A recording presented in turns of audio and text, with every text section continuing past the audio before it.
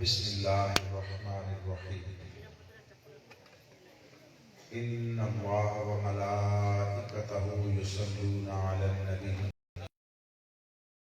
ایھا الذین آمنوا صلوا علیہ وسلموا تسلیما صدق اللہ العظیم۔ انتہائی معزز و مکرم واجب الاحترام بان فضل و حکمت ارباب علم و دانش حضرات علماء کرام، اساتذہ کرام، ثنا خانان گرامی قدر، بانیان و منتظمین مجلس،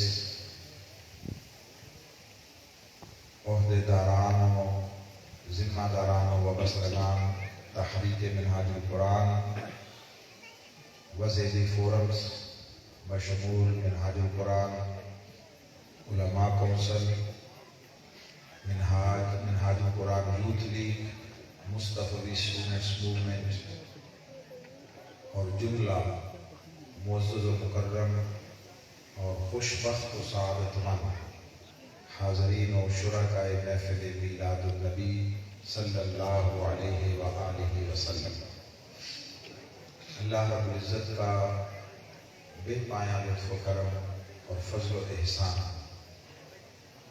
کہ جس نے ہمیں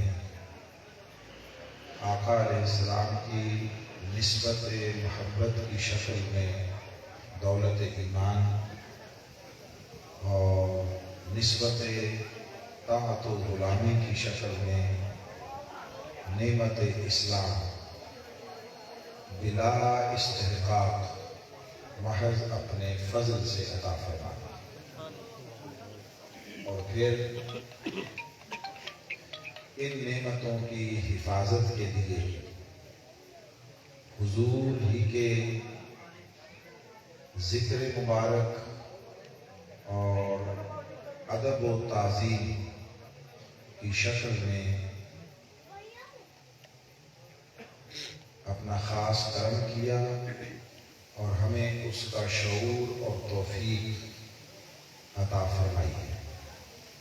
آج کا یہ اجتماع بھی اللہ کے کرم اور فضل کی انہی صورتوں کا آئینہ دار ہے، اور ہم اس کی بارگاہ میں عرض گزار ہیں کہ وہ نہ صرف اپنے اس سلسلہ کرم کو ہمیشہ قائم رکھے، بلکہ ہر گزرتے دن اور لمحے کے ساتھ اس میں بیش از بیش اضافہ فرمائے، اور سب کو آقا علیہ السلام کے دامن رحمت سے غیر مشروط نسبت غلامی دائماً مستقل عطا فرمائے، اور حضور علیہ الصلوۃ والتسلیم کے در اطہر کی خیرات اور ٹکڑوں سے سب کی جھولیاں مالا مال فرما دیں۔ عنوان گفتگو کے طور پر بڑی معروف آیہ مبارکہ، جسے آپ آیہ درود کے عنوان سے بھی جانتے اور پہچانتے ہیں، تلاوت کی گئی۔ چند ضروری چیزیں بتوفیق الہی جتنا وقت نے اجازت دی ہم انشاءاللہ سمجھنے کی کوشش کریں گے۔ سب سے پہلے ہم اس کے اولاً جو معروف ترجمہ اور معنی ہے اس کو جان لیتے ہیں، اور پھر اس میں ایک بڑا ذوق آفرین مگر مضبوط علمی لغوی بنیادوں پر کیا جانے والا اضافہ، اس کو انشاءاللہ سمجھنے کی کوشش کریں۔ جو عام طور پر معنی اور ترجمہ پڑھتے اور سنتے ہیں وہ یہ ہے کہ ان اللہ و ملائکتہ یصلون علی النبی، بے شک اللہ اور اس کے فرشتے نبی صلی اللہ علیہ وسلم پر درود بھیجتے ہیں۔ یا ایھا الذین آمنوا صلوا علیہ وسلموا تسلیما، اے ایمان والو تم بھی ان پر درود بھیجو اور کثرت کے ساتھ سلام بھیجا کرو۔ یہ عمومی معنی ہے، اور یہ درست ہے، یہ بات ذہن میں رکھیں کہ قرآن مجید کے کسی حصے، کسی مقام، کسی کلمے یا کسی آیت کا اگر کوئی نیا معنی اور مفہوم پیش کیا جاتا ہے تو اس کا یہ مطلب ہرگز نہیں ہوتا کہ اس سے پہلے کیا گیا یا کیے گئے ترجمے غلط تھے۔ یہ معنی کبھی نہیں ہوتا، یاد رکھیے۔ اس کا سبب یہ ہے کہ جو متن ہے قرآن مجید کا ٹیکسٹ، یہ من جانب اللہ ہے، اور جو ترجمہ ہوتا ہے وہ انسانی کاوش اور فہم و بصیرت کا آئینہ دار ہوتا ہے۔ سادہ لفظوں میں جو عربی متن ہے یہ اللہ کا کلام اور اللہ کی طرف سے ہے، اور ترجمہ جو بھی ہو وہ مخلوق کی طرف سے ہے، وہ اس کو سمجھنے کی کوشش ہے۔ یہ کبھی برابر نہیں ہو سکتے، کبھی بھی برابر ہے۔ بے شک وہ قرآن کا ہی ترجمہ، مگر یہ اصول ذہن میں رکھنے کہ قرآن اور اس کا ترجمہ کبھی اسٹیٹس میں، درجے میں ایک جیسے نہیں ہو سکتے۔ تو وہ چونکہ اللہ کا کلام ہے تو اس میں سے قیامت تک ہدایت کے چشمے پھوٹتے رہیں گے، معانی، معارف، مطالب اس کے چشمے پھوٹتے رہیں گے، اور جو بھی کوئی قرآن کی طرف رجوع کرے گا، قرآن ہر دور میں اس کے دامن کو ہدایت کے موتی عطا کرتا رہے گا اور معارف کے خیرات عطا کرتا رہے گا۔ سو کسی نے پہلے ترجمہ کیا تو اس دور کے تقاضوں، اپنی فہم و فراست اور اپنے علم و دانش اس کے مطابق کیا۔ کوئی آج کر رہا ہے تو وہ اس دور کے مطابق ہے، مگر حرف آخر نہ وہ تھا نہ یہ ہے۔ پھر اور وقت گزرے گا، زمانہ گزرے گا، اللہ پھر جس کو توفیق دے گا قرآن کی خدمت کی، وہ پھر اس کے نئے معانی دنیا کے سامنے پیش کر دے گا۔ یہ سلسلہ صبح قیامت تک چلتا رہے گا۔ یہ اس لیے سمجھنا ضروری ہوتا ہے کہ دوست بعض اوقات ایسا گمان کر لیتے ہیں کہ دونوں طرف سے کچھ سمجھتے ہیں کہ یہ جو کہہ رہے ہیں کہ نیا ترجمہ آیا تو اس کا مطلب یہ پچھلوں کو غلط کہہ رہے ہیں، اور کچھ ایسا ہوتا بھی ہے وہ سمجھتے ہیں، بعض لوگ کہتے ہیں کہ دیکھا پچھلے ترجمے میں اتنی زیادہ وسعت نہیں تھی یا اتنی زیادہ عمدگی نہیں تھی جتنی اب ہے۔ یہ دونوں رویے نامناسب ہے، یاد رکھیے۔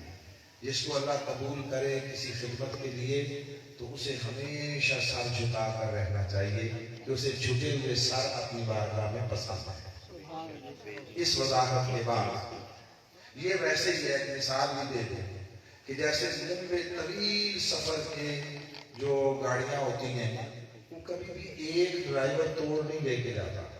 پشاور سے چلی تو ملتان چلی گئی مثلا، تو وہاں جا کے ایک ڈرائیور سیٹ سے اتر گیا، اگلا بیٹھ گیا، وہ لے کر سکھر چلا گیا، وہاں جا کر وہ بھی اتر گیا، اگلا ڈرائیور بیٹھ گیا۔ تو اب ان تینوں میں سے کوئی غیر اہم نہیں ہے، کوئی غیر ضروری نہیں ہے، تینوں نے اپنے اپنے حصے کا کردار ادا کیا ہے، تینوں محترم ہیں اور تینوں کی کاوشوں سے سفر آگے بڑھتا رہا ہے۔ تو یہ اسی طرح مثال ہے قرآن کی اور دین کی خدمت کی۔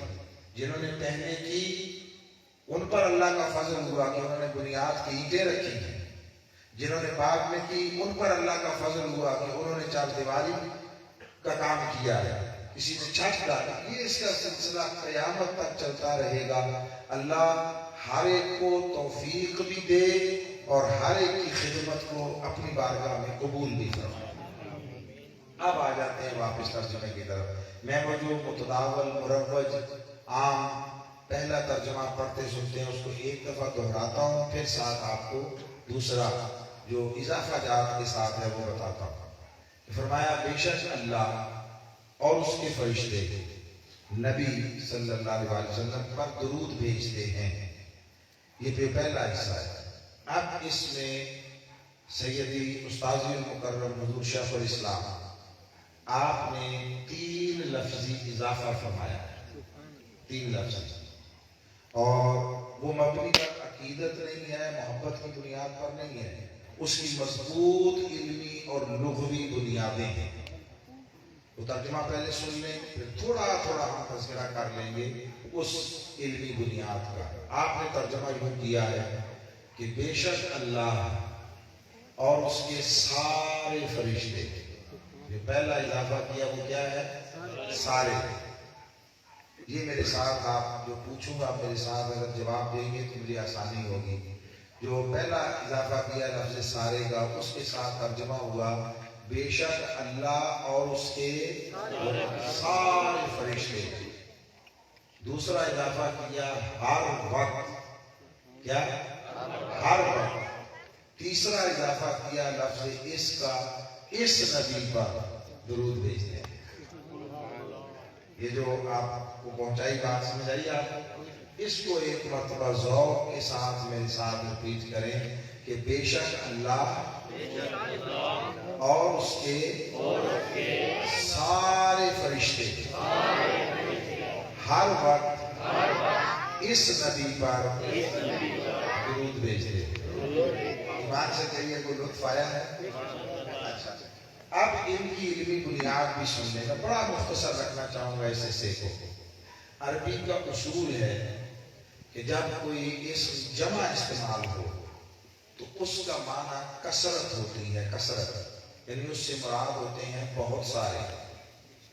اور قرآن مجید میں یہ لفظ ملائکہ کی جگہ پر آیا ہے، فرمایا ان الذین قالوا ربنا اللہ ثم استقاموا تتنزل علیہم الملائکہ، جس نے کہا میرا رب اللہ ہے پھر اس پر ڈٹ گیا تو اللہ ان لوگوں پر فرشتے اتارتا ہے۔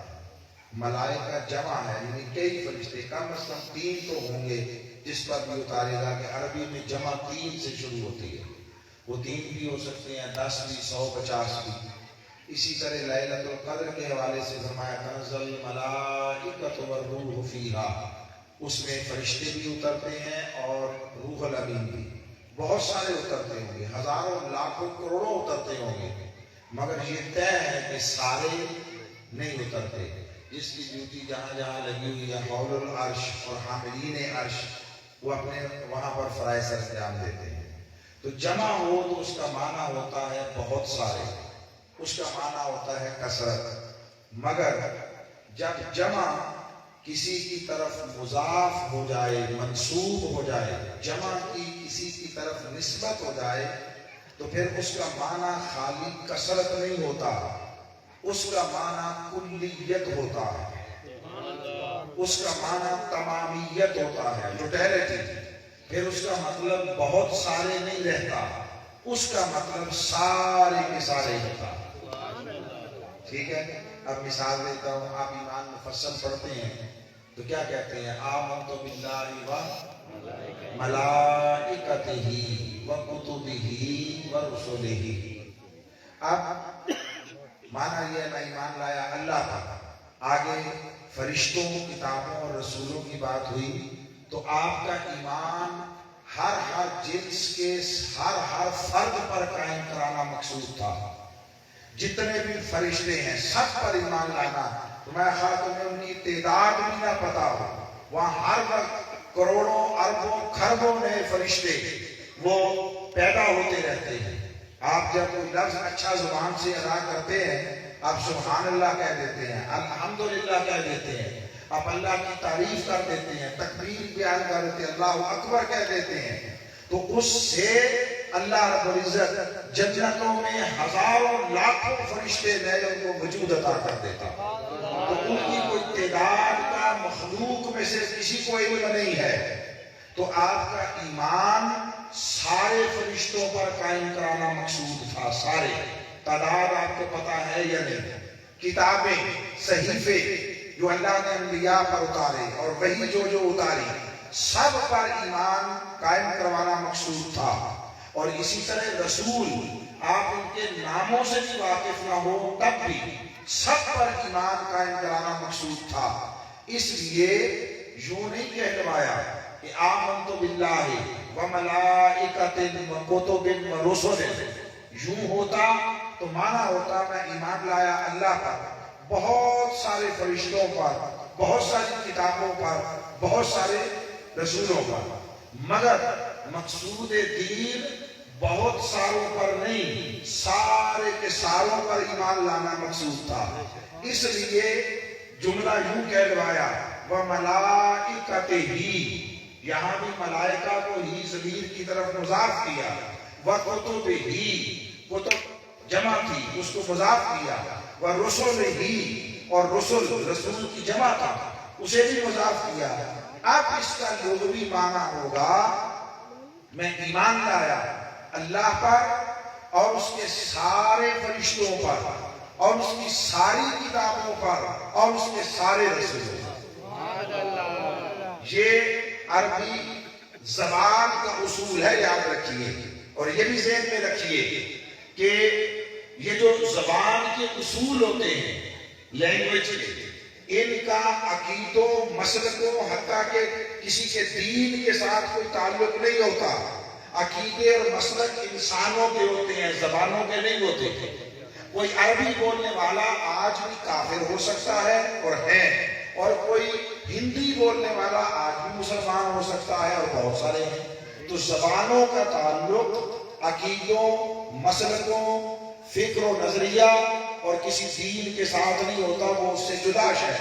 ये इसलिए कहा कि ये ज़बान का कायदा है। कोई ये ना समझे कि पता नहीं किसी सुन्नी का बनाया हुआ है, कोई कहे किसी वहाबी का बनाया हुआ है, अहले हदीस का बनाया हुआ है, अहले तशय्यो का बनाया हुआ है। ज़बान के कायदे ज़ाब्ते खासकर अरबी ज़बान के, ये तो तब के बने हुए हैं जब अभी आका अलैहिस्सलाम ने आकर भी ऐलान नबुव्वत नहीं फरमाया था। ये ज़हूर इस्लाम से भी पहले के हैं। सो इनकी हैसियत मुस्तकिल है, इनकी हैसियत परमानेंट है, और इसका ताल्लुक न इलाके से, न जमाने से, न अकीदे से, न दीनो मजहब से। तो पहला अब आयत दुरूद को देखिए। अल्लाह ने ये नहीं फरमाया इन्नल्लाह व मलाइकतहु, बेशक अल्लाह और फरिश्ते या बहुत सारे फरिश्ते नहीं, मलाइकतहु इसका माना उसी तरह ईमान मुफस्सल में जिस तरह मलाइकतिही का है। अब इसका माना अल्लाह और उसके फरिश्ते या बहुत सारे फरिश्ते नहीं, बल्कि माना ये है इस अमल सलात में अल्लाह के साथ उसके जितने फरिश्ते वजूद पा चुके हैं सारे शामिल हैं। और इसका माना ये है, इसके जरिए इस्तिदलालन एक बात समझ आती है। वो बताना ये चाहता है मेरे जितने फरिश्ते हैं वो इस अमल सलात में शामिल है। जो मुस्तफा पर सलात पढ़ने में मेरे साथ शामिल ना हो, मैं उसे अपने फरिश्तों की साथ में ना रहने दूंगा। जो मेरे फरिश्तों की साथ में शामिल रहना चाहता है उसके लिए तो लाजिम है कि मेरे मुस्तफा पर दुरूद पढ़े। ये पहला लफ्ज सारे। अब दूसरा वो था हर वक्त। ये कहां से आया? युसल्लून से आया। दुनिया की हर ज़बान में तीन ज़बानों के लिए तीन अलग अलग लफ्ज होते हैं, माजी हाल मुस्तकबिल के लिए। अरबी वो वाहिद ज़बान है कि जिसमें तीन ज़बानों के लिए दो लफ्ज या दो सीगे होते हैं। एक जो गुजरा हुआ वो है माजी, वो गुजर चुका, गुजर गया। और हाल और मुस्तकबिल इन दोनों के लिए एक लफ्ज अरबी में इस्तेमाल होता है, उसे कहते हैं फेल मुजारे। ये हाल मौजूद और मुस्तकबिल आने वाला दोनों का माना देता है। मसलन अगर कहा जाए कि याकुलु, तो इसका माना होगा वो खाता है और वो खाएगा, ये दोनों माना। यक्तुबु, इसका माना होगा वो लिखता है और वो लिखेगा। अल्लाह ने हुजूर पर फेल सलात को और अमल दुरूद को सीगा माजी में नहीं बयान किया, सीगा मुजारे में बयान किया। अब इसका मुकम्मल मफहूम ये होगा कि अल्लाह और उसके सारे फरिश्ते दरूद भेजते हैं और दरूद भेजेंगे। इसको दुनिया का कोई शख्स کسی نقطۂ نظر مکتبہ فکر کا حامل ہو اس کا انکار نہیں کر سکتا۔ تو جب یہ مانا ہوا کہ اللہ اور اس کے سارے فرشتے درود بھیجتے ہیں اور درود بھیجیں گے، اور یہ دو زمانے ایسے ہیں، حال اور مستقبل، جو کبھی ختم نہیں ہوتے، جو کبھی گزرتے نہیں ہیں، جو کبھی مکمل نہیں ہوتے۔ ماضی ہے ہی وہ جو گزر چکا، گزر گیا، اب نہ رہا۔ حال ہمیشہ رہتا ہے، مستقبل ہمیشہ رہتا ہے۔ یہ جس لمحے میں ہم آج ہیں، یہ رات اس وقت حال ہے، مکمل ہوگی، یہ ماضی ہو جائے گی، گزر جائے گی، مگر جو اگلی رات آئے گی وہ حال ہو جائے گی، اور اس سے اگلی مستقبل رہے گی۔ جو گھڑی، جو لمحہ، جو وقت کی اکائی موجود ہے وہ حال ہے، اور جو آنے والی ہے وہ مستقبل ہے۔ جب یہ کہا کہ وہ درود بھیجتے ہیں اور درود بھیجیں گے، یعنی یہ فعل حال میں بھی جاری ہے اور مستقبل میں بھی ہمیشہ جاری رہے گا۔ اور کب فرمایا معلوم نہیں، ہزاروں لاکھوں کروڑوں سال پہلے، اس لیے کہ وہ بھی قدیم ہے، اس کا عمل، اس کا فعل اور اس کی صفت اور اس کا قول اور اس کا کلام وہ بھی قدیم ہے۔ جس طرح یہ کوئی بتا نہیں سکتا اور کسی کو اس بات کا تصور اور تخیل نہیں آ سکتا کہ رب کب سے ہے، تو لوگوں جب سے رب ہے تب سے اس کا کلام ہے۔ جو اس نے اس کلام کو کب ظاہر کیا کوئی نہیں جانتا، مگر لاکھوں سال پہلے بھی اس کا اعلان تھا کہ میں اپنے فرشتوں کے ساتھ درود بھیجتا ہوں اور بھیجتا رہوں گا۔ آج بھی اعلان یہی ہے اور آئندہ بھی یہی رہے گا۔ تو جو عمل حال اور مستقبل دونوں میں قائم رہنے کی ضمانت پالے، اس کا مطلب یہ ہے وہ فعل کبھی ختم نہیں ہوگا، کبھی مکمل نہیں ہوگا۔ وہ پہلے جاری تھا، اب جاری ہے، آئندہ جاری رہے گا۔ یہ جو ہمیشہ جاری رہنے کی ضمانت ہے، اس کو ترجمے میں سمویا جامعیت کے ساتھ ہر وقت کہہ کر کہ اللہ اور اس کے سارے فرشتے ہر وقت درود بھیجتے رہتے ہیں۔ آپ سمجھ گئے یہ بات؟ اور تیسرا لفظ ہے اس، خالی نبی نہیں، اس نبی کا، اس نبی کا۔ اب آپ سوچیں گے یہ اس کہاں سے آ گیا، اس میں کوئی حاضہ تو نہیں آیا؟ اس کے لیے بھی قرآن مجید سے مثال لیتے ہیں۔ سورہ بقرہ بالکل ابتدائی دوسری آیت، پہلی تو الف لام میم ہو گئی، دوسری آیت ہے ذالک الکتاب لا ریب فیہ۔ آپ رواں با محاورہ ترجمہ پڑھیں کسی مترجم کسی مکتبہ فکر کا تو لکھا ہوا ہوگا یہ وہ کتاب ہے جو شک و شبہ سے پاک ہے۔ ہم کنسرن رکھ رہے ہیں ذالک الکتاب سے۔ ذالک الکتاب کا معنی ملے گا لکھا ہوا یہ وہ کتاب ہے، ٹھیک۔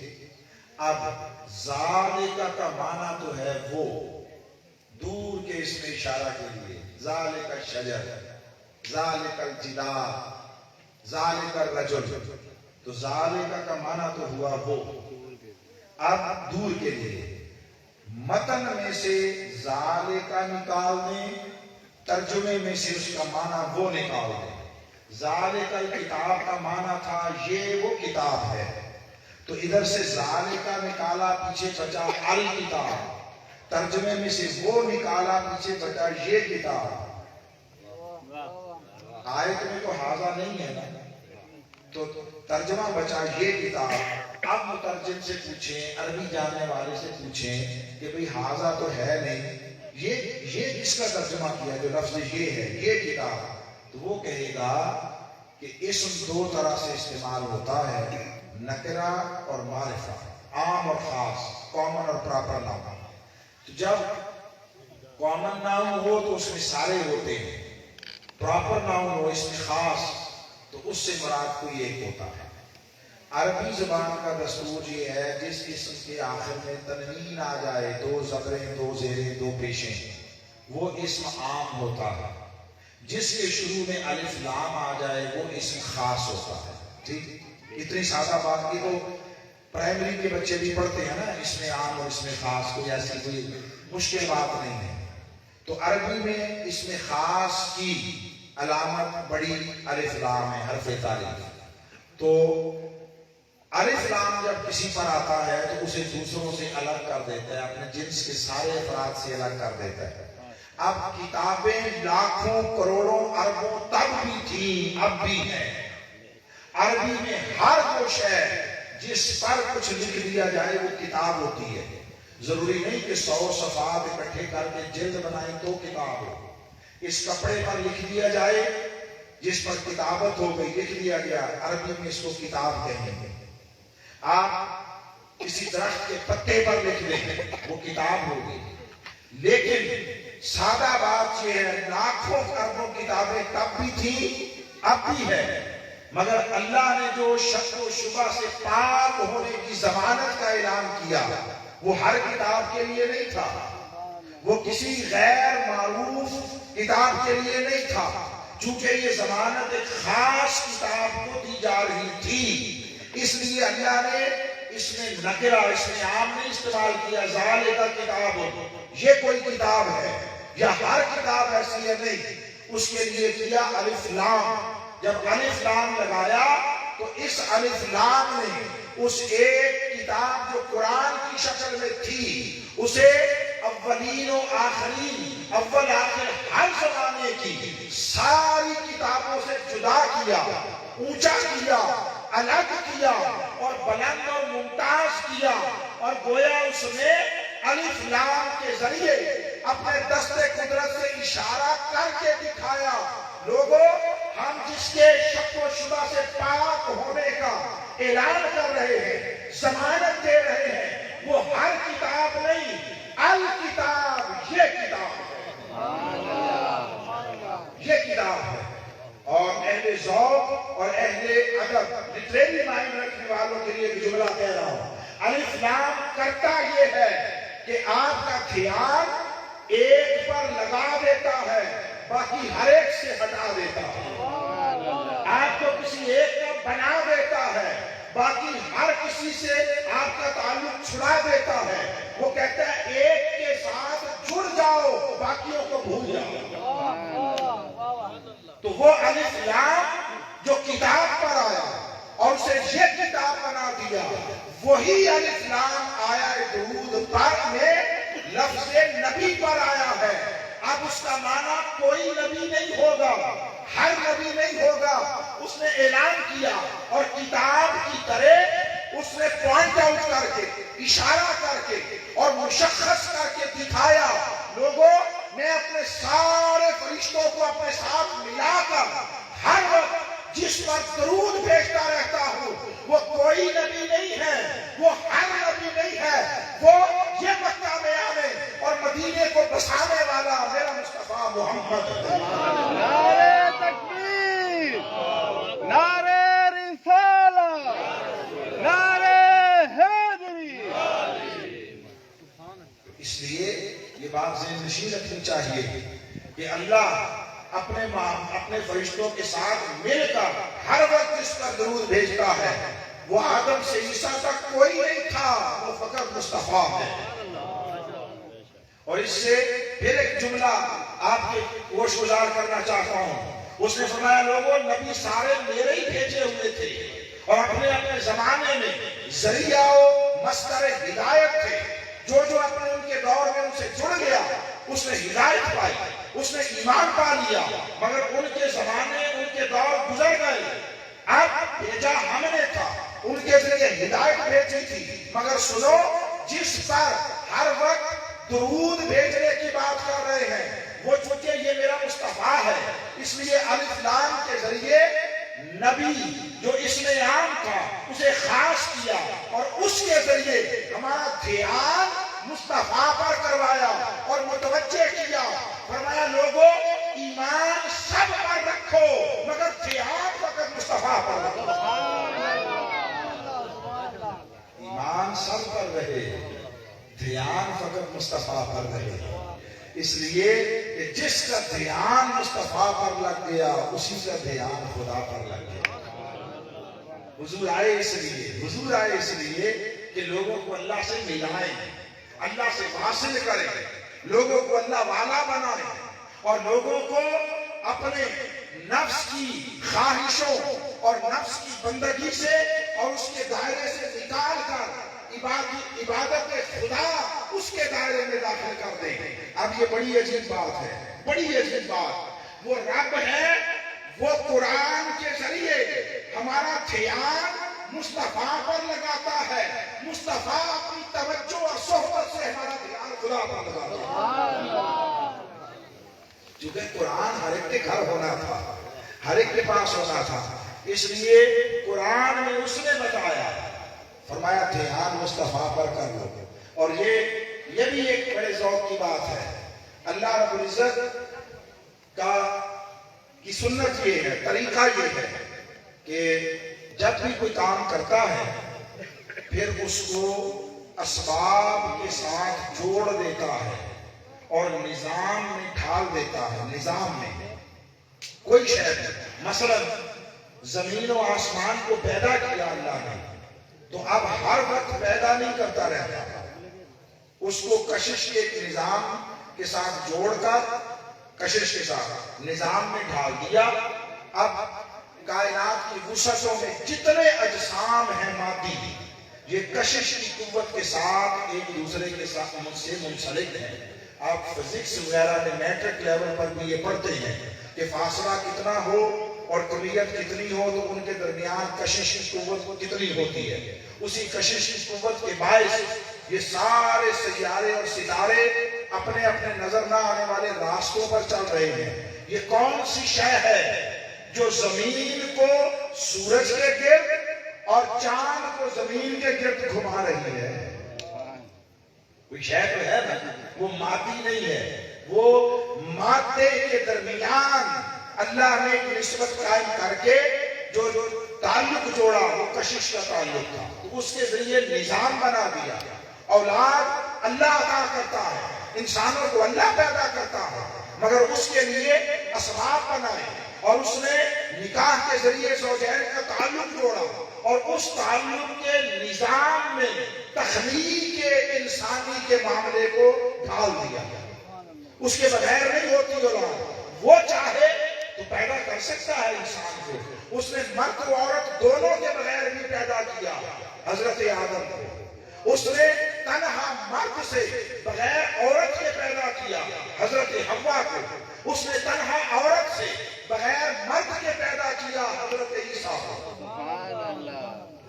شکلیں ساری دکھا دی، وہ فرماتا ہے میرے لیے کچھ ناممکن اور محال نہیں ہے، مگر یہ دنیا عالم اسباب ہے، اس میں جب بھی اس کا کوئی امر ظاہر ہوتا ہے تو وہ اس کو اسباب کے ساتھ جوڑ کر نظام میں ڈھال دیتا ہے۔ مگر دو کام اس کے ایسے ہیں کہ جب سے شروع کیے، جب سے ابتدا کی، اور کب سے کی پتہ نہیں کب سے کی، جب سے کیے تب سے مسلسل کرتا رہا، کر رہا ہے اور کرتا رہے۔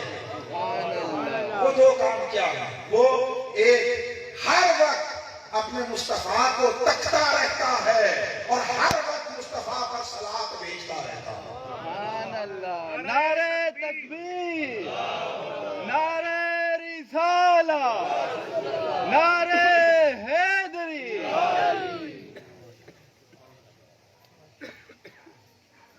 اس نے قرآن مجید میں فرمایا قد ارا تقلب وجهك في السماء، ایسی جذباتی بات کر کے نہیں نہ جا رہے۔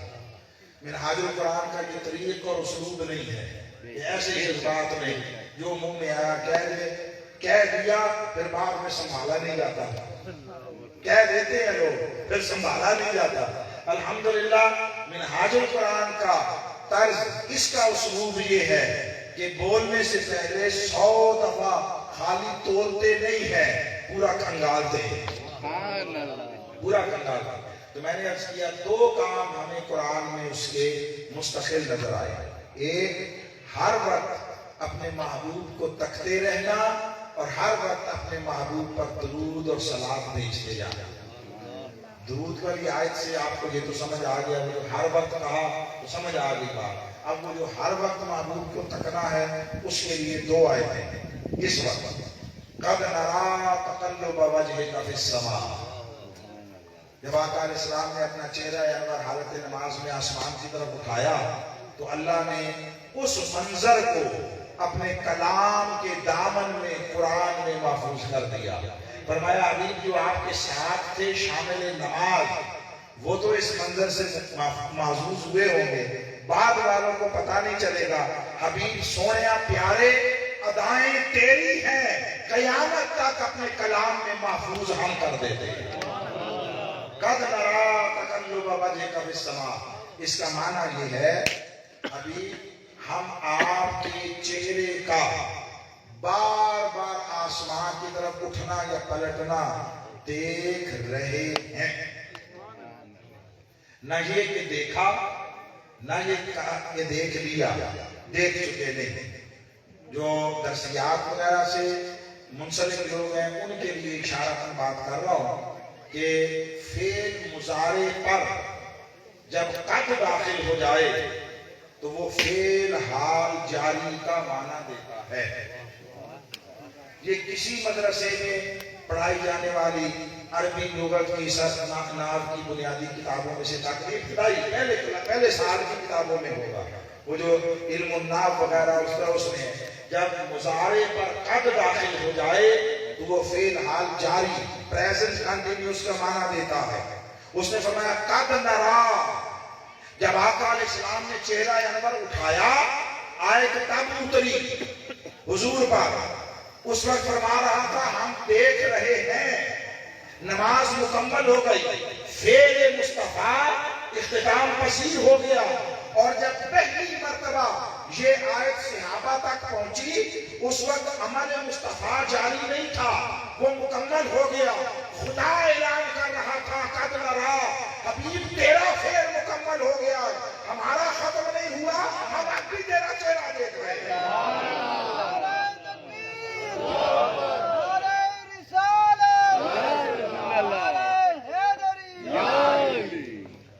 ہم اب بھی تیرا چہرہ دیکھ رہے ہیں. پھر آقا علیہ السلام کی حیات ظاہری کا زمانہ مکمل ہوا. حضور علیہ السلام نے وصال فرمایا. اب آقا مجلسوں میں سامنے جسمانی ظاہری طور پر موجود نہیں تھے. قرآن تابعین تک پہنچا. قرآن کا اعلان تب بھی یہ رہا قد نرا، سوڑیا تو نے جب حیات ظاہری سے وصال بھی کر گیا، ہم اب بھی تیرا چہرہ دیکھ رہے ہیں. پھر صدیاں گزر گئی، زمانے گزر گئے، نسلیں بدل گئی، ہمارے ہاتھوں میں قرآن پہنچا. ہم نے آج اٹھایا، وہ پھر اعلان کر رہا ہے اور ہمیں بتا رہا ہے قد نرا، لوگوں میں اب بھی مصطفیٰ کا چہرہ دیکھا. اور یہ اعلان قرآن قیامت تک رہے گا، یہ اعلان قیامت تک رہے گا اور وہ قیامت تک لوگوں کو بتاتا رہے گا لوگوں تم ادھر ادھر تکتے رہتے ہو، میں ہر وقت چہرہ مصطفیٰ تکتا رہتا ہوں. اور ممکن ہے کسی کے ذہن میں یہ بات آئے کہ ٹھیک ہے اب دیکھ رہا ہے اب، مگر دیکھنا تب سے شروع کیا جب حالت نماز میں حضور نے چند بار چہرہ اٹھایا، تب سے دیکھنا ہے. اس سے پچھلا زمانہ بھی تھا. سوال ہے نا آ سکتا ہے اور یہ بڑا ویلڈ سوال ہے کہ بھئی وہاں سے تکنا شروع کیا ہجرت کے 1.5 سال بعد، اس سے پہلے کا زمانہ دنیا میں بھی اور اس سے پہلے عالم ارواح کا اور عالم حضوری و قربت کا وہ جو پہلا زمانہ تھا اس کے متعلق ضمانت نہیں ہے. اللہ رب العزت نے انسان کے اس تردد اور اس اشکال کا بھی جواب دیا اور قرآن مجید میں اعلان فرمایا فاصبر لحکم ربک، سونے اپنے رب کے حکم پر صبر کر. رب کے حکم پر یعنی تو جو ہمارا دین لے کر لوگوں تک جاتا ہے، دعوت لے کر جاتا ہے، پیغام لے کر جاتا ہے، خیر اور بھلائی کی بات پہنچانے جاتا ہے اور ان کی بھلائی ان کو سمجھانے جاتا ہے اور یہ جواب میں تانے دیتے ہیں، یہ گالیاں دیتے ہیں، یہ پتھر برساتے ہیں، یہ بد اخلاقی کرتے ہیں، تیرے راستوں میں کانٹے بچھاتے ہیں، تیرے جسم پر پتھر برساتے ہیں، لہو لہان کرتے ہیں. حبیب تیرے دندان شہید ہوتے ہیں، تیرے رخسار زخمی ہوتے ہیں، تیرے اوپر مصائب و آلام کے پہاڑ توڑے جاتے ہیں. فاصبر لحکم ربک، حبیب ہماری راہ میں یہ جو مشقتیں درپیش آتی ہیں سونیا تو ان پر صبر کیا گیا. کیا صبر کیا گیا. اگلا جملہ واہ واہ روح وجد میں آتی ہے, عالم جذب طاری ہوتا ہے, کیف طاری ہوتا ہے. فرماتا ہے سونیا تو ان ساری مشکلوں, پریشانیوں, مشقتوں, مصائب و آلام ان میں صبر کر. فَإِنَّكَ بِأَعْيُنِنَا سونیا تو ہر وقت ہماری آنکھوں میں رہتا. سبحان اللہ. نعرہ تکبیر, نعرہ رسالت, نعرہ حیدری, جرت و بہادری, جرت و بہادری. یہ کوئی کلام بیان و بدیع کی ایسی دقیق بحث نہیں ہے جسے سمجھا نہ جا سکے. یہ بڑی سادہ بات ہے. فا مانا کرتے ہیں اس کا پس, انا بے شک, کا آپ, پس بے شک آپ, بے آیوننا اللہ اپنی شان کے لائق فرماتا ہے سونیا تو ہماری آنکھوں میں بستا ہے. حبیب اگر آپ کی طرح اس روئے زمین پر کسی کو ہماری راہ میں ستایا نہیں گیا کوئی, تو سنیے آپ کی طرح کوئی ہماری آنکھوں میں بسایا بھی تو نہیں گیا. اگر تو نے سب سے زیادہ میری راہ میں دکھ اٹھایا ہے تو یہ بھی تو دیکھ, ہم بھی تو ہر گھڑی نگاہیں تجھ پر جمائی بیٹھے ہیں. ہم تیرے حال سے بے خبر تو نہیں ہے حبیب, تیرے طرف سے لا تعلق تو نہیں ہے. یہ سب کچھ اس لیے تاکہ تیرے درجات بلند ہو, یہ سب اس لیے تاکہ تیرا استحقاق منصب وہ ثابت ہو.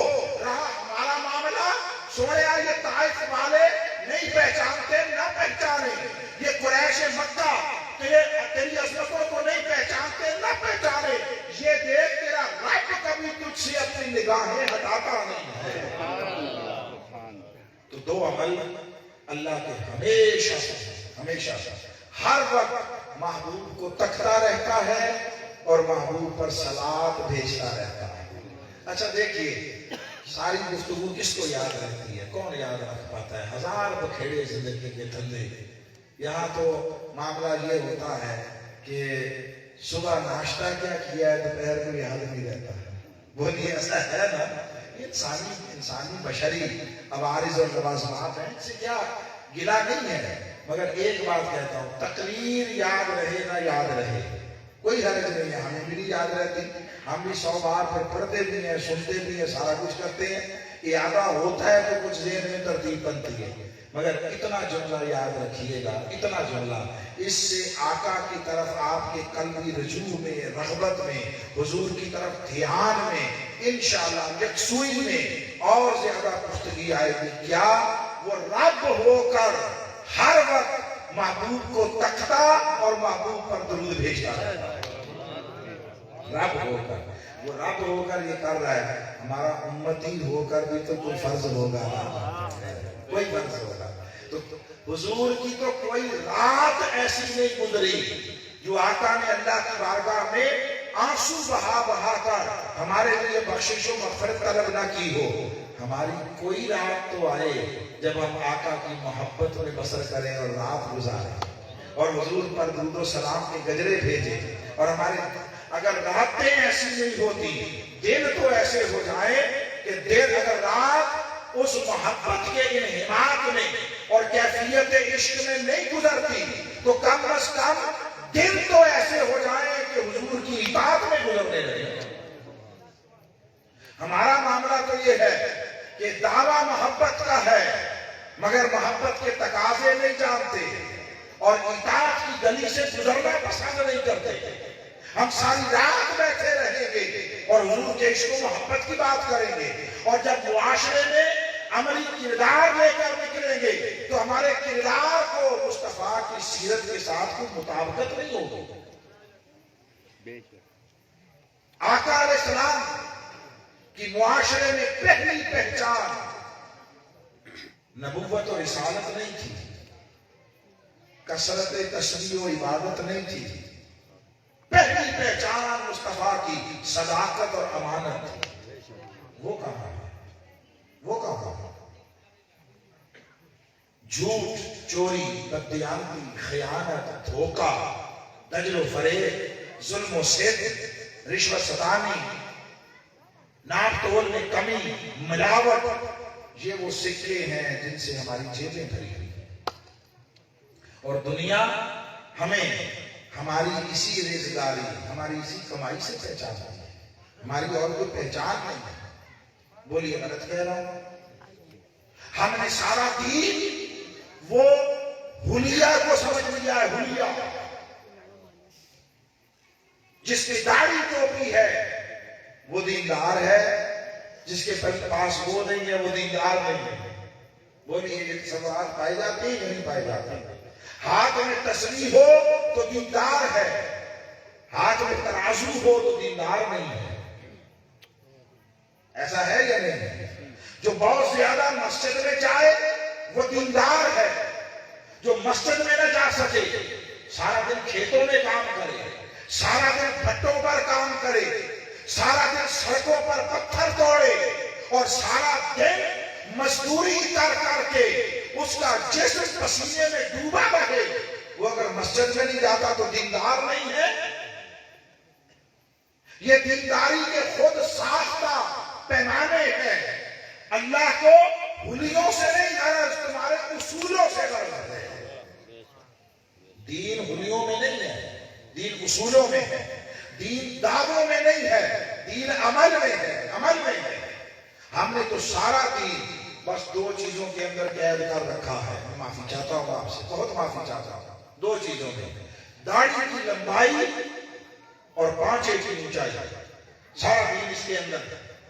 اس کے سوا دینداری کا تصور کوئی نہیں۔ حضور نے 40 سال عبادت نہیں سکھائی تھی اور عبادتیں نہیں کی تھی، مصطفیٰ نے 40 سال اپنے کردار کے ذریعے صداقت و امانت کمائی تھی۔ عبادتیں نہیں دکھائی تھی، صداقت کمائی تھی، امانت کمائی تھی۔ اور حضور پر معاشرے کے اعتماد کا عالم یہ تھا کہ حضور نے کہا اگر پوچھوں اس پہاڑ کے دوسری طرف جس پر میں کھڑا ہوں فوج ہے تم پر حملہ کرنے والی ہے، کیا کہو گے؟ سب نے کہا مان لیں گے۔ سب کافر تھے، سب کافر تھے۔ کہا مان لیں گے۔ کہا کیوں مان لو گے؟ کہا اس لیے کہ آپ کی زبان سے کبھی جھوٹ نہیں نکلا۔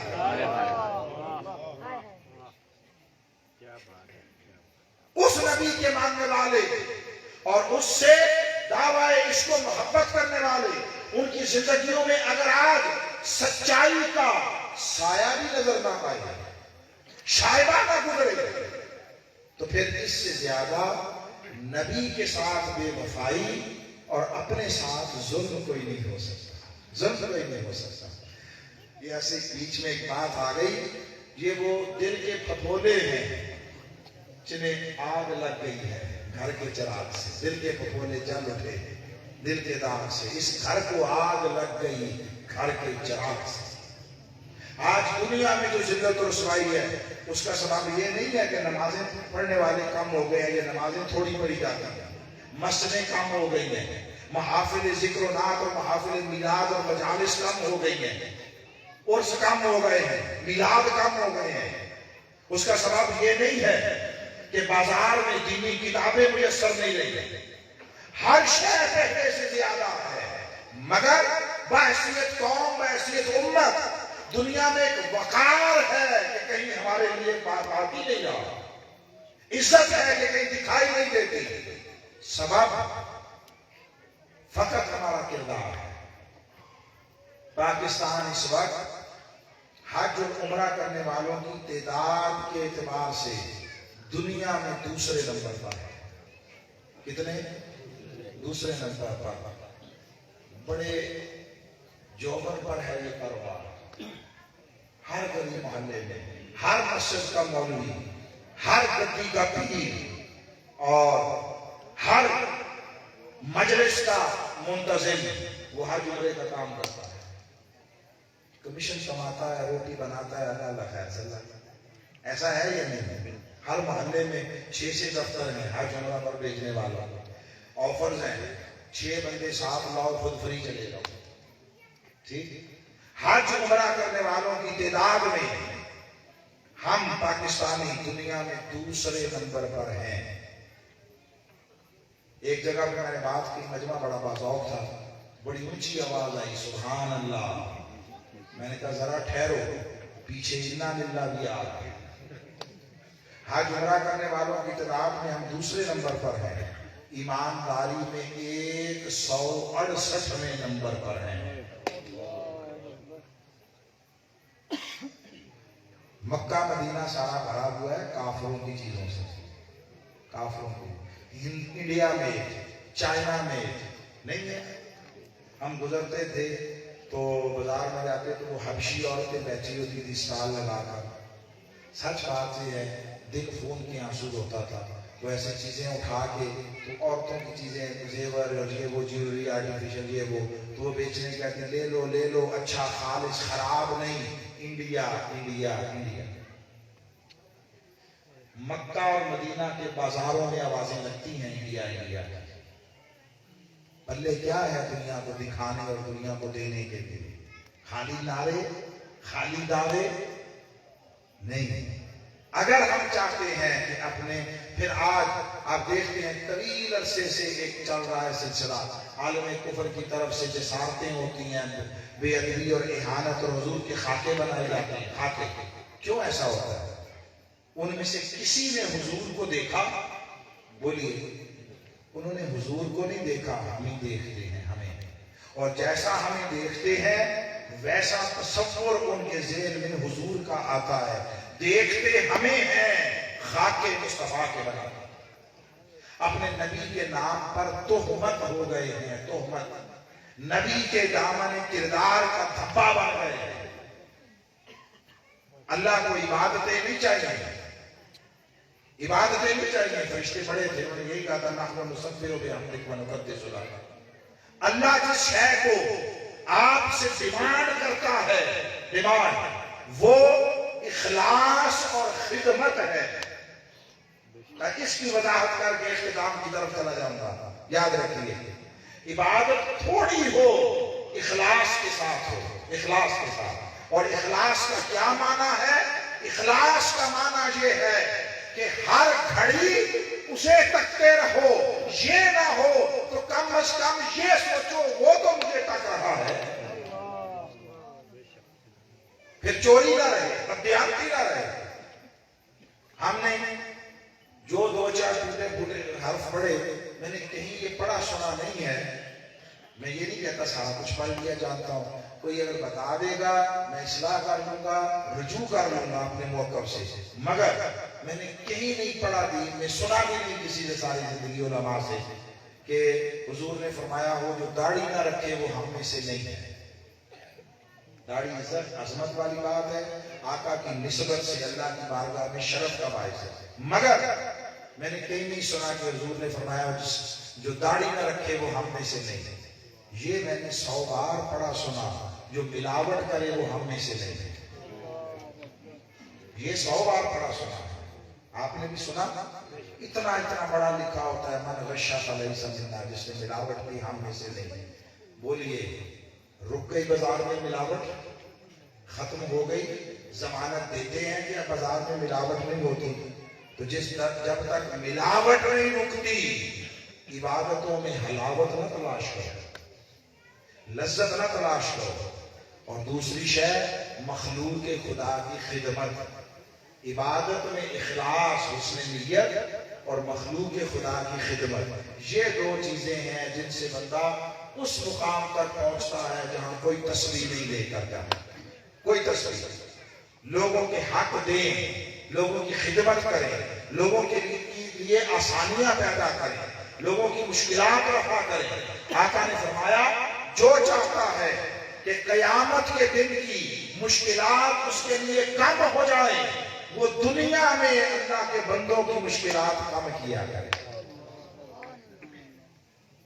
بس درود پاک کے حوالے سے دو باتیں کر کے اختتام کی طرف جاتے ہیں۔ اب اللہ رب العزت نے فرمایا یہ میری سنت ہے، یہ میرے ملائکہ کی سنت ہے، تم بھی ادا کیا کرو۔ اب درود کا حکم اس نے ایک بار دیا، اور سلام کا حکم 2 بار دیا ہے، سلموا تسلیما، 2 بار۔ اب ہمارا اللہ جانے کیا بنے گا کہ جو حکم 1 بار دیا ہے اس پر کوئی اختلاف نہیں ہے، جو 2 بار دیا ہے اس پر لڑتے پھرتے ہیں، پڑھتے نہیں ہیں، لڑتے ہیں۔ اس نے پڑھنے کا حکم دیا تھا، لڑنے کا نہیں دیا تھا۔ کوئی مسئلہ لے کر کھڑا ہو جاتا ہے کہ کھڑے ہو کر پڑھیں یا بیٹھ کر، یہ جائز وہ نہ جائز، مل کر پڑھیں کہ اکیلے، بابا سے بلند پڑھیں یا دل میں۔ بابا جس کو جیسے ذوق اور تسکین ہے ویسے پڑھے، تم عمل کرو، بحث نہ کرو، بحث نہ کرو۔ مگر اس نے فرمایا میں رب ہوں، خالی حکم نہیں دینا جانتا، عمل بھی کرانا جانتا ہوں۔ یہ بھی آتا ہے مجھے، اور جو کہ ایسے بس کہہ دیا اور کوئی اس کا نوٹس نہ لے، ایسا نہیں ہے۔ عمل بھی کراؤں گا اور اس اعلیٰ محل اور اعلیٰ درجے پر کراؤں گا جس سے اونچے درجے کا تصور نہیں ہے۔ اس نے فرمایا حکم دیا درود کا، حکم دیا سلام کا، اپنی مرضی سے کوئی 100 بار 1000 بار پڑھے، مگر میں نے اہتمام کرانا تھا پڑھانے کا، سو میں نے کرایا اور درود و سلام کو رکھا کہا۔ جو اللہ کی سب سے اونچی عبادت تھی نماز، اللہ نے اس میں درود بھی رکھا، سلام بھی رکھا۔ فرضیت میں سب سے اونچی عبادت نماز ہے، جو کسی پر کبھی کسی حال میں معاف نہیں ہے۔ اس نے فرمایا ویسے پڑھو نہ پڑھو تمہاری مرضی، میری نماز کو پڑھنے آؤ گے نا، میں دیکھتا ہوں میری نماز مصطفیٰ پر درود و سلام کے بغیر پڑھتے جیسے۔ اور پھر جو شے ڈبل حکم دیا، اس نے عمل بھی ڈبل کروانا تھا، عمل بھی۔ اب ذرا دیکھیے ترتیب اور اس کی حکمت۔ فجر کی نماز کے سوا باقی 4 نمازوں میں، فرض میں، آپ 2 رکعتیں پڑھ کر جب بیٹھتے ہیں تو کلمات تشہد آدھے ادا کرتے ہیں اور اگلی رکعت کے لیے کھڑے ہو جاتے ہیں۔ کہاں تک پڑھتے ہیں؟ آپ پڑھتے ہیں عبدہ و رسولہ تک، ٹھیک؟ اب آپ بتائیے کہ درود اس سے پہلے آتا ہے پڑھ کر اٹھتے ہیں یا اس کے بعد آتا ہے چھوڑ کر اٹھتے ہیں؟ بعد میں آتا ہے، درود بعد میں آتا ہے، عبدہ و رسولہ کے بعد آپ چھوڑ دیتے ہیں، اس نے چھڑوا دیا۔ سلام اس کے بعد آتا ہے یا پہلے آتا ہے؟ سلام نہیں چھوڑنے دیا، اس نے کہا درود آخر میں 1 بار پڑھ لینا کافی ہے، سلام کا حکم 2 بار دیا، پڑھاؤں گا بھی 2 مرتبہ پڑھاؤں گا، تاکہ میرے حکم پر کما حق و عمل ہو جائے۔ اور نماز میں پڑھوا دیتا ہوں، باہر نکل کر تم دھوم مچا دینا، دھوم مچا دینا۔ اور رہا کسی کو یہ پرابلم کہ اس کے الفاظ کلمات سنیے، اس کو بھی دنیا کے کسی صاحب علم عربی جاننے والے کے پاس چلے جانا، خواہ السلام علیکہ ایھا النبی ہو یا نبی سلام علیکہ، دونوں میں معنی کے اعتبار سے بال برابر فرق نہیں ہے، بال برابر۔ اس نے نماز کے اندر مصطفیٰ کو سلام کروایا، حضور کو سلام کروایا، تاکہ دھیان مصطفیٰ پر لگ جائے، اور جب دھیان مصطفیٰ پر کرا دیا پھر مصطفیٰ پر درود پڑھایا، تاکہ درود سلام کے ذریعے مصطفیٰ کی توجہ نصیب ہو، مصطفیٰ کی طرف سے فیض آئے، حضوری نصیب ہو، اور جب حضور کی طرف سے توجہ نصیب ہو جائے پھر کیفیت حضوری میں مصطفیٰ پر درود پڑھا جاتا۔ اور یہ بات ضابطے کے طور پر ذہن میں رکھ لیں کہ 100 چیزیں زندگی کی ایسی ہیں جو عام معمول میں جائز، حلال اور مباح ہوتی ہیں، مگر نماز شروع کر لیں تو آپ کو ان کی اجازت نہیں رہتی۔ مثلا کھانا کھانا، بولیے یہاں بیٹھے بھی اگر کوئی کھائے مجلس ہے تو ممانع تو نہیں ہے نا، کوئی دین میں معیوب مکروہ حرام تو نہیں ہے نا، لیکن اگر آپ نماز شروع کر لیں تو کھانا کھا سکتے ہیں؟ نہیں کھا سکتے۔ پانی پینا جائز تھا، یہ میں آپ کے سامنے چائے بھی پی رہا ہوں، تقریر ہے نا، تقریر نماز تھوڑی ہے، تو تو اگر کوئی نماز شروع کر لے تو پھر چائے پانی مشروب پی سکتا ہے؟ نہیں پی۔ اچھا یہ ذاتی ضرورت کی چیزیں تھی، ذوق کی بات میرے ذہن میں آ گئی۔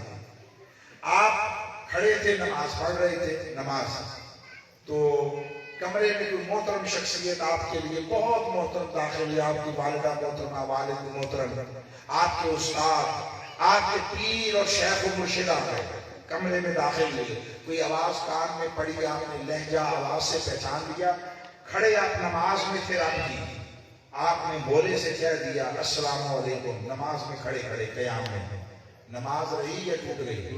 ٹوٹ گئی۔ اس نے کہا خبردار، نماز ٹوٹ گئی، نئے سرے سے پڑھ۔ ہم نے نئے سرے سے پڑھنا شروع کر دیا، دوبارہ پڑھنا شروع کر دیا، پھر کھڑے تھے، پھر کوئی داخل ہوا، اب ہمیں پتہ چل گیا کہ ہم کسی کو سلام نہیں کر سکتے۔ آنے والے جو کمرے میں داخل ہوا اسے اندر کی صورتحال کا نہیں پتہ چلا، وہ اندر داخل ہوا اور داخل ہوتے ہی اس نے بے ساختہ سلام کر دیا۔ تو ہمیں دین کا حکم پتا تھا، سلام کرنا سنت، جواب دینا واجب ہے، وہ افضل ہے۔ اس نے سلام کر دیا، ہم نے نماز پڑھتے پڑھتے قیام میں سورہ فاتحہ پڑھ رہے تھے، اس نے سلام کیا، ہم نے ہولے سے جواب دے دیا وعلیکم السلام، نماز رہی یا گئی؟ پھر گئی۔ اس نے کہا پھر توڑ دیتی ہے، نئے سرے اوپر۔ اب ہم نے تیسری دفعہ نئے سرے سے پڑھی، اچھا مولا اب ہم ادھر ادھر کے لیے سنتے، تو بتاتا جا، ہم کرتے چلے جاتے ہیں۔ اس نے کہا چل ٹھیک ہے۔ ہم نے قیام کیا، سورہ فاتحہ پڑھی، تلاوت کی، رکوع میں چلے گئے، تسبیح رکوع پڑھی، سجدے میں چلے گئے۔ اس نے کہا تسبیحات سجدہ پڑھو، وہ پڑھی، اٹھ کے بیٹھے۔ اس نے کہا اظہار عز و بندگی کرو، کلمات سکھائے۔ ہم نے کہا تحیات للہ والصلوات والطیبات، اب کیا پڑھے؟ اس نے کہا اب کہو السلام علیکہ ایھا النبی۔ سبحان اللہ، نعرہ تکبیر، نعرہ رسالت، نعرہ حیدری۔ اس نے کہا مصطفیٰ کو سلام کرو۔ ہم چونک گئے، چٹک گئے، مولا اوپر 2 دفعہ توڑوا کر آئے ہیں، 2 دفعہ، اور تو نے کہا نماز میرے ساتھ کلام کا نام ہے، میرے غیر کو سلام نہ کرو، کلام نہ کرو، اور کسی کو سلام نہ کرو، اور کوئی سلام کرے کسی کے سلام کا جواب نہ دو، یہ تو نے فرمایا۔ اس نے کہا ہاں درست ہے، میں نہیں فرمایا، اپنے امر پر، اپنے حکم پر قائم ہوں، مگر میرے مصطفیٰ کو کوئی سمجھا ہے، میرے مصطفیٰ کو خیر سمجھا ہے، میرے مصطفیٰ کو کسی جانا ہے، اور یہ تمہیں خبر ہی نہیں۔ خیر کون ہوتا ہے؟ خیر وہ ہوتا ہے جو ادھر جانے سے رکاوٹ بنے، جو رستے میں حائل ہو، وہ خیر ہوتا ہے، جو پکڑ کر ملائے وہ خیر نہیں اپنا ہوتا۔ باقی کسی کو سلام کرو، نماز توڑ دوں گا، مصطفیٰ کو سلام نہ کرو، نماز باقی نہیں رہے۔ ٹوٹنا اور شے ہے، چیز ہوتی ہے تو ٹوٹتی ہے، غیروں کو سلام کرو گے تو ٹوٹے گی، مصطفیٰ کو سلام نہ کرو گے تو رہے گی نہیں۔ جو نماز رکھنا چاہتا ہے وہ مصطفیٰ کو سلام کرے۔ اللہ اکبر، یا رسول اللہ، یا علی۔ اور حاضر و مخاطب کا سیدھے کے ساتھ، جیسے میں نے آپ کو سلام کیا، آتے ہی جب مائک دیا میں نے کہا السلام علیکم ورحمۃ اللہ وبرکاتہ، کہا ایسے ہی مصطفیٰ کو نماز میں، مگر صیغہ واحد میں، آپ جمع بہت سارے تھے تو میں نے کہا السلام علیکم۔ جب مصطفیٰ کو کرایا تو فرمایا کوئی کل مغالطے میں نہ ڈالے کہ پتہ نہیں کس کس کو سلام کروایا جا رہا ہے۔ السلام علیکہ واحد کا صیغہ، اور ساتھ ایھا النبی کہلوایا، کوئی یہ نہ کہے میں نے ادھر نہیں ادھر کیا تھا، فرمایا ایھا النبی کہو تاکہ سارے زمانے کو خبر ہو جائے یہ جو رب نماز میں سلام کروا رہا ہے فقط مصطفیٰ کو کروا رہا ہے۔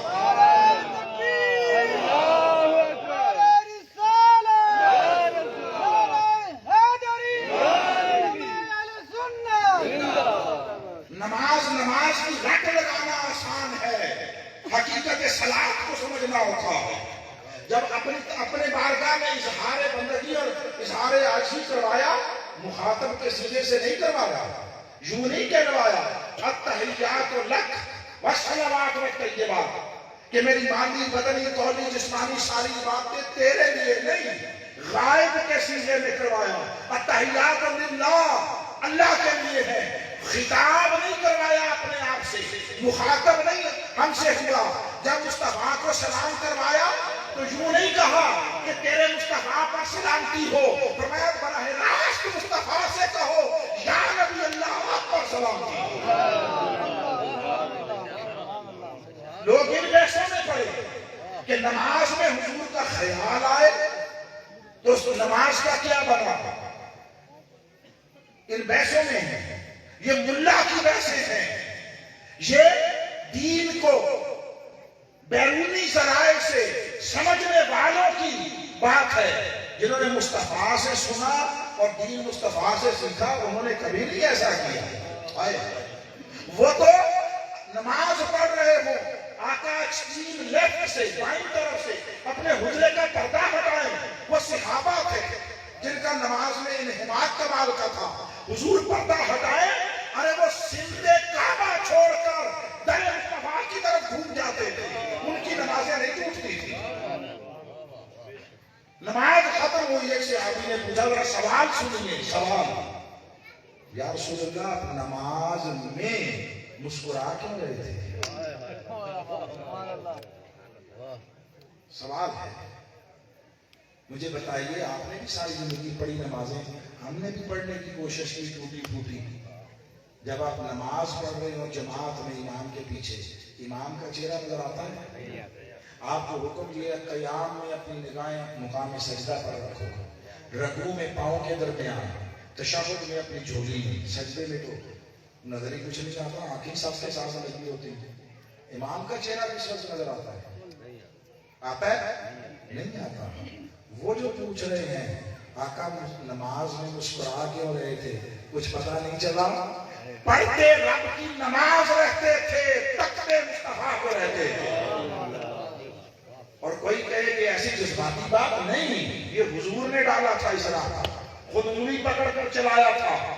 जब नमाज का हुक्म आया कि वो सलात, सही बुखारी जाके हुजूर से पूछा कैसा नुसल्ली, कैसे नमाज पढ़े? हुजूर ने 4 लफ्जों का एक जुमला कहा, नमाज की हकीकत, नमाज की तरतीब, नमाज के कलिमात, नमाज की रूह और नमाज का मकसूद सब कुछ समझा दिया 4 लफ्जों में, गिनती के 4। फरमाया सल्लू कमा रअयतमूनी उसल्ली, ऐसे पढ़ो जैसे मुझे पढ़ता हुआ देखते हो। माना ये मेरे पीछे खड़े हो जाओ, अल्लाह की नमाज की इबादत की नियत कर लो। इबादत खुदा की है, नियत अल्लाह की नमाज और इबादत की कर लो। या रसूलल्लाह फिर क्या करें? फरमाया मेरे पीछे खड़े रहो, मुझे तकते रहो, जैसे मैं करता हूँ पीछे करते आओ, खुदा की नमाज हो जाएगी। जिस नमाज ध्यान हुजूर पर ना हो, हमें नहीं मालूम उसे क्या कहेंगे। इबादत नहीं है, कोई शरारत है। इबादत खुदा की वही है जिसमें मुस्तफा का ख्याल, मुस्तफा का ध्यान आपकी इबादत का इमाम हो जाए। इकबाल ने कहा शौक तेरा अगर न हो, मेरी नमाज का इमाम, मेरा क़याम भी हिजाब, मेरा सुजूद भी हिजाब, पल्ले कुछ नहीं बचता। किन पैसों में उम्मत को डाल दिया। इस उम्मत ने अक़वाम आलम की क़यादत करनी थी, इसे इन्हीं फिक्री नजरियाती बहसों में उलझाकर किसी काम का न रहने दिया। दौरे गुलामी ने सलाहियतें सल्ब कर ली, ज़हन बाँझ हो गए, तख्लीक की कुव्वतें खत्म हो गई और कोलू के बैल बनकर फकत सवाब कमाने की मशीनें बनकर रह गई उम्मत। सवाब कमा लो, सवाब के लिए नहीं भेजा था। हर के उम्रा कुव्वते तख्लीक ने, इकबाल ने कहा नस्ल माँ जुज काफिर और जिंदीक ने, जिसके अंदर कुव्वत तख्लीक नहीं है, जो अपना जहान आप नहीं पैदा कर सकता, अपनी दुनिया आप नहीं तख्लीक कर सकता। इकबाल कहता है हमारे नजदीक काफिर और जिंदीक के सिवा कुछ नहीं है। वो उम्मत हशरात से बदतर जिंदगी बसर करे। हुजूर के साथ जो जिंदा ताल्लुक था वो न रहा, हुजूर ही न रहे। तुम ध्यान की बात करते हो, ध्यान की, और ख्याल की बात करते हो, नमाज पर ही तक लो। دو باتیں بس، یہ اور ایک بات کر کے ختم کروں گا۔ آپ نماز میں تھے، ہم اس بحث میں ہیں کہ خیال آیا تو نماز کا کیا بنا ہے نا بحث؟ سنیے، آپ سے ایک بات پوچھتا ہوں، کوئی آدمی آپ کے سامنے نام لے کوئی کسی کا، مثلا میں نام لیتا ہوں علامہ اقبال، آپ کے ذہن میں خیال آیا یا نہیں آیا؟ بولیے، اقبال کی تصویر، آپ اقبال کا تخیل آیا یا نہیں آیا؟ آیا۔ میں نے کہا قائد اعظم، خیال آیا یا نہیں آیا؟ میں بے جان شہر کا نام لیتا ہوں، مینار پاکستان، خیال آیا، پوری تصویر آئی ہے نہیں؟ آپ نے سنا ہے، لیا نہیں، جس نے لیا ہے اس کو آیا ہوگا کہ نہیں آیا ہوگا؟ آپ کو سن کر آیا، تو جس نے زبان سے ادا کیا اس کو بھی آیا ہوگا۔ کبھی ممکن ہے کہ کوئی اپنی زبان سے نام لے اور جس کا نام لے اس کا خیال نہ آئے؟ ممکن ہے کسی سے؟ صحت مند عقل رکھنے والے شخص سے یہ ممکن ہے؟ کمال کی بات ہے، اس نے ایک نہیں، دو نہیں، چار نہیں، 5 مرتبہ کم از کم ہر نماز میں مصطفیٰ کا نام رکھا ہے۔ 5 بار گن لو تشہد میں، اشہد ان لا الہ الا اللہ و اشہد ان محمد عبدہ و رسولہ 1، اللہم صلی علی محمد و آل محمد 3، اللہم بارک علی محمد و آل محمد 5۔ 5 بار نہ، 5 بار نام لو اور خیال ایک بار بھی نہ جائے، ارے توف ہے اس نماز پر اور اس نمازی پر۔ اور اس نے کہا تم خیال کی بات کرتے ہو، میں پہلے دھیان کرواؤں گا پھر خیال آنے گا۔ اس نے سلام پہلے رکھا ہے، درود بعد میں رکھا ہے۔ اب آپ ایمان سے کہیے، یہ میرا ایک ذاتی واقعہ بھی ہے، میں شیئر کرتا ہوں۔ پہلے آپ سے پوچھتا ہوں، کوئی شخص آپ کے ساتھ سلام کرے، یہاں بیٹھے ہوئے باہر گزرتے ہوئے گلی سے جانے والا آ گیا، وہ آپ سے سلام کرے، مگر سلام اس طرح کرے کہ دیکھیے میں ڈیمونسٹریٹ کرنا چاہ رہا ہوں، آپ کو پریکٹیکل اس کا دکھا رہا، سلام آپ سے کرے، آپ ادھر بیٹھے اور کہے اس کا دھیان کسی سے، السلام علیکم ورحمۃ اللہ وبرکاتہ، ایسے آپ کو اچھا لگے گا؟ بولیے۔ ہم جاب کرتے تھے، ہمارے ایک سینئر تھے، وہ ہر روز جب بھی آتے، ہر روز صبح آتے اور جتنے لوگ بیٹھے ہوتے سب کو سلام کرتے، کسی خاص وجہ سے، کسی ایک کو سلام کرنے کے شوق میں سب کو سلام کیا۔ ایک دن ہم بیٹھے، وہ آ گئے ہمارے ٹیبل پر، تو انہوں نے ایک کے ساتھ سلام کیا جو میرے ساتھ بیٹھے تھے، دوسرے کے ساتھ کیا، تیسرا میں تھا تو میرے ساتھ سلام کیا۔ جب میرے ساتھ کیا تو سلام کر کے تو دیکھ ادھر رہے تھے جدھر سلام کرنے اصل میں آتے تھے، ادھر تو سلام کر کے السلام علیکم ادھر دیکھ رہے، چلنے لگے، میں نے ہاتھ نہیں چھوڑا، پکڑ لیا، دبا لیا۔ محترم میں گزارش ہے، میں کیا، میں نے کہا یا جدھر سلام کر رہے ہیں دھیان ادھر کر لیں، یا جدھر دھیان ہے پہلے سلام ادھر کرو۔ ایک کام کرتا نا، شرمندہ نہیں ہو، میں آپ سے ادھر جا رہا ہوں، میں کہ نہیں ہم دیکھ رہے ہیں، ہمیں مجھے اچھا نہیں لگا، آپ کو اچھا لگتا ہے؟ اب ایک جملہ کہوں، ہم جیسے بے وقت ان کی اوقات کوئی نہیں ہے، گلیوں میں ہوا سے اڑنے پھرنے والے تنکوں سے کم وزن، گندی نالی کے کیڑوں سے بدتر، ہم جیسے گھٹیا غلیظ پسند نہیں کرتے کہ کوئی ہم سے سلام کرے اور دھیان ہماری طرف نہ کرے۔ یہ ہم ہماری عزت نفس دوبارہ نہیں کرتی۔ ظالموں، صرف مصطفیٰ رہ گئے کہ نماز میں سلام مصطفیٰ کو کرو اور دھیان مصطفیٰ کی طرف نہ ہو۔ اس سے بڑھ کر جفا کیا ہوگی؟ اس سے بڑھ کر اپنے نبی کے ساتھ بے وفائی کیا ہوگی؟ بے وفائی، سلام کرتے ہوئے بھی دھیان نہیں کرنا تو کب کرنا ہے؟ اللہ نے کہا میں رب ہوں، چاہے کوئی مجبوراً، چاہے کوئی قلباً شوق سے، عمل سب سے کرواؤں گا۔ میں 5 مرتبہ اپنے مصطفیٰ کا نام نماز میں بعد میں رکھواؤں گا، پہلے مصطفیٰ کو سلام کرواؤں گا،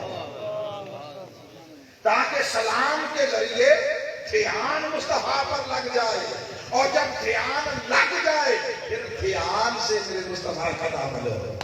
جب دھیان ہوگا تو شوق ہوگا، جب شوق ہوگا تو آقا کے ساتھ ربط بنے گا، تعلق جڑے گا، حضور کی توجہ نصیب ہوگی، من اجلا ہوگا،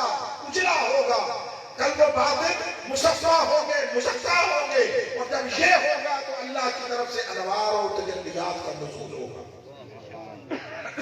آخری بات وہ بھی ضابطہ، اور وہ یہ، ایسے میں نے کہا وہی بات ہے، تسلسل ہے اس کا، کہ باہر کی 100 چیزیں ہیں نماز کے اندر جائز نہیں رہتی، کھانا پینا، سلام کرنا، سلام کا جواب دینا، ٹھیک؟